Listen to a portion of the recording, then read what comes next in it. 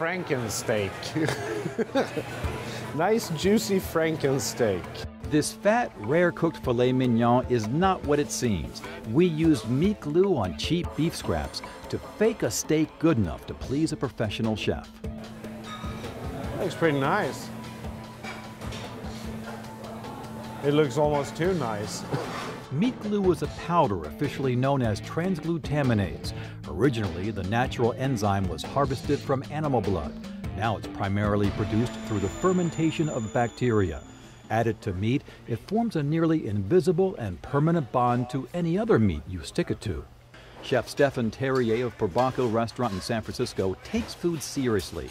He doesn't use meat glue in his restaurant, but like many chefs, he knows how it works, and he agreed to show us. This is just cubed beef. I'm going to take this powder now and dust it liberally over the meat pieces, and then just kind of tumble them around. The coated stew meat went into a circular tin to give it a nice round filet mignon shape.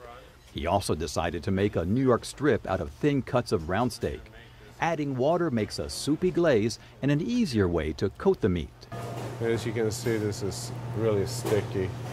I'm gluing my fingers together. The final steps are to seal the meat in a vacuum bag, adding some pressure to the bond, and then it's off to the fridge to set overnight. And 24 hours later, we'll have steak. So here they are, our filet mignon. And here we got a not so New York steak. In the pan and onto the table. It tastes like meat. Our humble $4 a pound stew meat now looks like a $25 a pound prime filet. The FDA lists transglutaminase as generally recognized as safe. It's okay to eat cooked meat that's been glued. But here's the problem. The outside of a piece of meat comes in contact with a lot of bacteria, making its way from slaughterhouse to table. Usually, cooking a steak on the outside will kill all that off. The center of a single cut of steak is sterile. That's why you can eat it rare. But glue pieces of meat together and now bacteria, like E. coli, could be on the inside. Say somebody wants that filet steak rare, the center temperature is not going to reach the temperature that will actually kill the bacteria, and that's also really, really happy environment for things that can kill you. Pinning down who's using transglutaminase isn't easy. One meat company owner who wouldn't go on camera told us gluing meat is a common practice. And the most glued product by far, filet mignon, destined for the food service industry.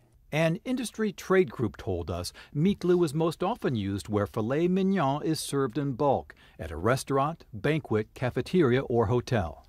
You ask yourself, how can they make money selling these cheap steaks all day long and that look really nice? And this is one way of doing it. Our results were dramatic and our stew meat filet looks good, but the American Meat Institute, a lobby for the meat industry, wants to stress meat glue is used in the industry to glue scraps of filet mignon back together. Technically, you're still getting filet meat. And it gives chefs and R&D specialists some flexibility to create a very nutritious and healthy product and add value to what ultimately, worst case scenario, would just be thrown away. The USDA says transglutaminase must appear on the ingredient label, in addition to terms like formed or reformed meat. But that's the second problem. If you're eating glued meat at a banquet or restaurant, you're not likely to see reformed meat on the menu. You would never know. We asked the meat lobby in Washington about that. You bring up a valid point, and they may not see the label, but what they ought to do if they have concerns, and we understand that consumers, they want to understand where their food's coming from. They should ask their wait staff. It has not reached a point where people generally are aware of it. And I think it's primarily because, like pink slime, nobody knew where it was. Food safety attorney Bill Marler says meat glue is used more than you think, and the meat industry isn't giving consumers the whole picture. I think what their fear is that the public's going to look at the information and go, I don't want to eat that.